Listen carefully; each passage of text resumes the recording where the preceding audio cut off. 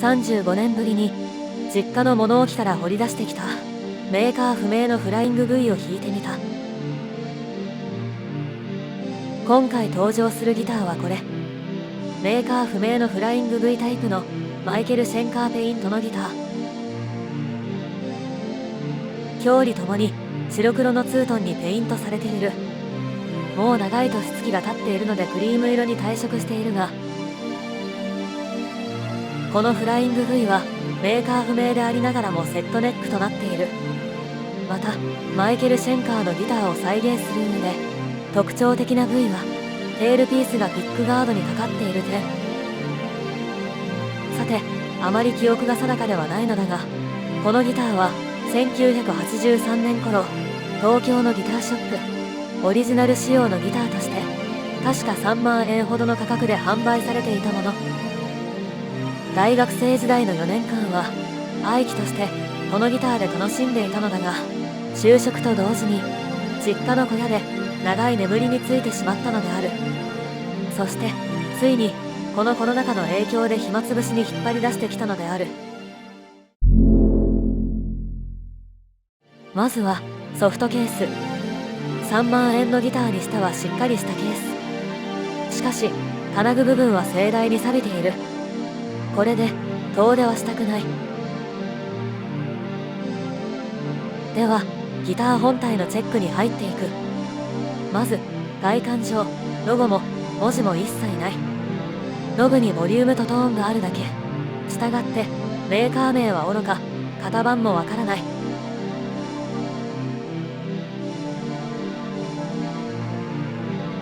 次はピックアップ。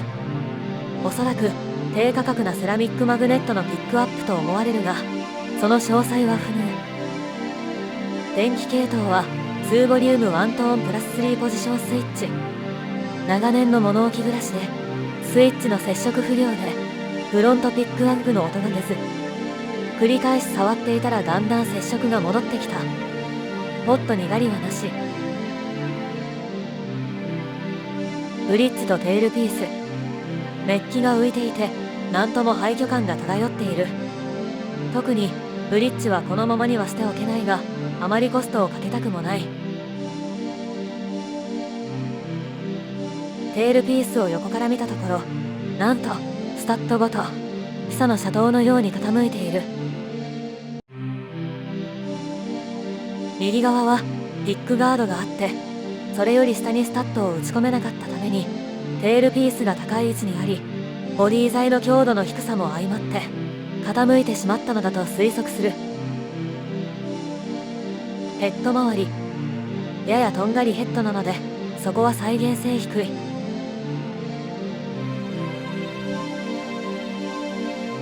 ペグはロトマチックタイプが装着されている。それほど劣化はしていないが若干ガタがある。ネックにクラックあり。しかしどうやらこれは塗装が剥離してクラックになっているらしい。なぜならネックベンドしても全く問題ないから。クラックはボディとネックの境目にも見られるが、こちらも塗装のクラックと思われる。ボディの傷は竜に及ばず無数にある。塗装が剥がれるところまで至っているものもある。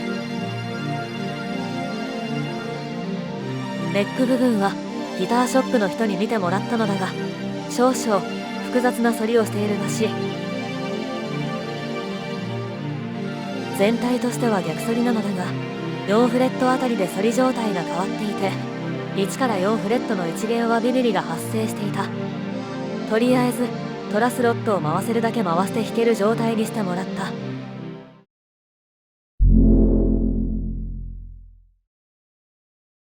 まずは電気系統。小さめのポットとスイッチ、ジャックがある。ポットは3つとも 250kΩ が使用されていた。どこかで見たことがあるが、古いフォトジェニックのフライング V も 250kΩ のポットが使われていた。ピックアップの裏側、やはりメーカー名、型番等記載は一切なし。かろうじてマグネットが見えたが、セラミックマグネットっぽい。分解して構造を見ようと思ったが復帰できなくなると困るのでこのままにした。というわけでギター本体の外観と中身のチェックは終了。メーカーや型番に関する情報は全くなかった。この後ギター単体のサウンドとオリジナルソングによるサウンドをチェックしてみる。